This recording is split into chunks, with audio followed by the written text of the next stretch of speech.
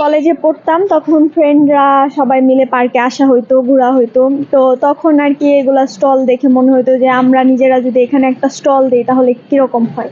Just তখন planning করাই হইতো, না মানে ওইভাবে সিরিয়াসলি কখনো নেওয়া হয় নাই। তো যখন আমাদের পরীক্ষা শেষ হয়ে যাওয়ার পরে একটা অ্যাডমিশনের গ্যাপ থাকে মাঝখানে অনেকদিন। তো তখন বাসায় বসেছিলাম, তখন মনে হলো যে না কিছু করি। তো ভালোভাবে প্রিপারেশন নিলাম, বাসায় জানালাম।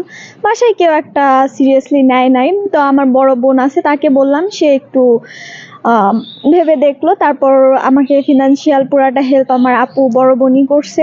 বাসা থেকে বলছে যে বড় হও আরো, তারপর ব্যবসা ট্যাবসা করলে করবানে। আর আম্মুরা বলতেছে মেয়ে মানুষ চাকরি করবা, মেয়েরা কি ব্যবসা করে। এই তো। না, বাসা থেকে এখন আপাতত কেউ কিছু বলে না। প্রথমে শুরুর দিকে যখন শুরু করতেছিলাম তখন পাড়া প্রতিবেশী অনেকেই বলতেছিল যে ছেলে হয়ে গেছে ব্যবসা করবে, এটা সেটা অনেক কিছুই বলতো। তখন আব্বু আম্মুর মানে খারাপ লাগতো, বুঝতাম। কিন্তু এখন আসলে কেউ বললেও আব্বু আম্মু ওভাবে গায়ে লাগায় না বিষয়টা, যে তো কি হইছে, মেয়েরা ছেলেরা করতে পারলে মেয়েরা কেন করতে পারবে না। না, আলহামদুলিল্লাহ মোটামুটি চলে। কলেজে পড়তাম তখন ফ্রেন্ডরা সবাই মিলে পার্কে আসা হইতো, ঘোরা হইতো।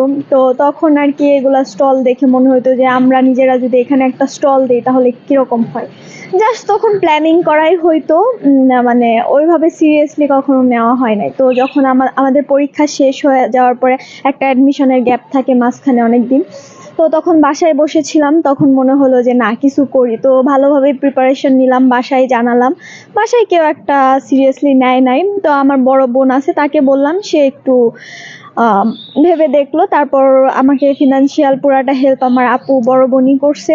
বাসা থেকে বলছে যে বড় হও আরো, তারপর ব্যবসা ট্যাবসা করলে করবানে।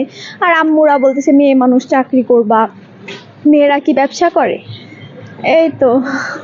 না, বাসা থেকে এখন আপাতত কেউ কিছু বলে না। প্রথমে শুরুর দিকে যখন শুরু করতেছিলাম তখন পাড়া প্রতিবেশী অনেকেই বলতেছিল যে ছেলে হয়ে গেছে ব্যবসা করবে। মনে হয়েছে যে বাসায় বসে না থেকে আমাদের কিছু একটা করা দরকার।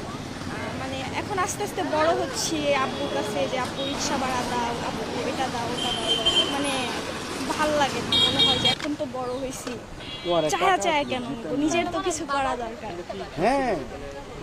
পরে সেটার জন্য আমি সাধুবাদ জানাই, কারণ আমাদের সমাজে এই জিনিসটাকে একটু অন্যভাবে অন্য চোখে দেখে।